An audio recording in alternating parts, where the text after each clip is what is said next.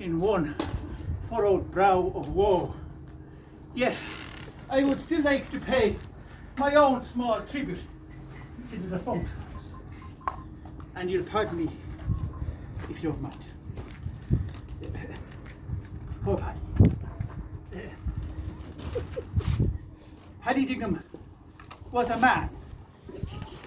He was a real man, despite some suggestions to the contrary in the public prints this morning. Fictitious, they say. Fictitious were his faults.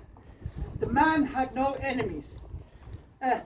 He was a man possessed of scores of friends who have turned out in their thousands and descended into their tens of thousands. There are hundreds of thousands, and as witness whereof you are all stood here today.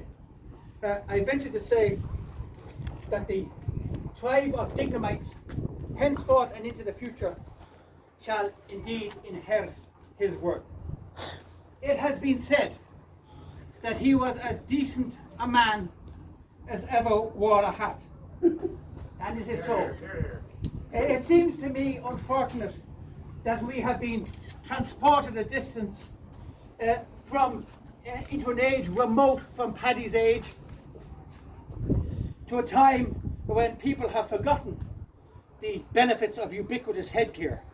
And if we were but carried back, not to ancient Egypt, not to the high priests of that land, or to the youthful Moses, but to 1904, we should see that they all wore hats, and that Paddy then was every man and the best of every man and every woman. We, his friends, know this only too well, and we mourn his loss only that much more. The years, the long years, the decades, the century have only sharpened the pain of his loss. He was not old.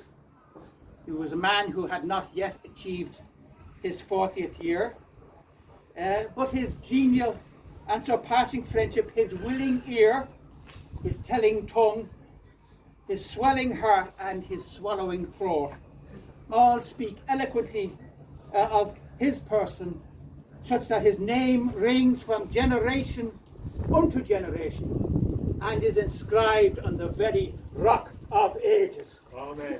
And our humble once mind makes sure indeed that, as the good book says, old age shall not weary him, nor the years condemn. Dear friends, what else is said in that good book? It is that his generosity knew no bounds, and that we were all the better for it. He gave away all that he had. He stood drink, and many's the round that he bought himself.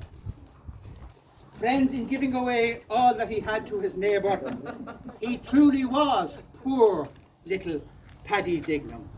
And greater love than this hath no man, than he lay down his few bob for his friends. Paddy Dignam was not ambitious, and we need no Brutus come from the Roman Forum to tell us so. We always told him to mind that good job he had with John Henry Menton. But Paddy's thoughts were fixed on higher things, and sure that was no wonder, because he was indeed a low-sized man. For him, not merely the encumbrance of employment, but loftier ideals were his aim. The brotherhood of man, the equality of the sexes, the sharing of company, the brief libation, and the bawdy joke. And ladies and gentlemen, what, my friends, is more important? What is it that lives in the memory? Is it the ledger, or is it the legend? Paddy Dignam's humanity was for all in all. He was a family man. His son has eloquently written, and I quote, "The last night Pa was boozed, he was standing on the landing there bawling out for his boots, for to go to Tunney's, for to booze more. His concern ever being his circle of friends, and to contribute zealously to the well-being of the company and the entertainment of others. A man for others. Never see him again. Death that is. Pa is dead. My father is dead. He told me to be a good son to Ma. Here we have it. The uxorial husband. The devoted father. The example to all. Truly, the teacher who walked amongst us on Galilean seas of Guinness. I couldn't hear the other things he said, but I saw his tongue and his teeth trying to say it better. There it is, the betterment of others. And, ladies and gentlemen, the soul transfiguring motivation of our dear brother Burgess, the late Paddy Dignam. Blessed are those who have not seen and yet believe. Poor plain Paddy of the Point of Plain, hero of the plain people of Ireland.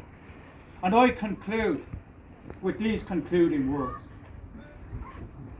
Poor Pa, that was Mr. Dignam, my father. I hope he's in purgatory now because he went to confession to Father Conroy on Saturday night. In the name of the Father, and of the Son, and of poor little Paddy.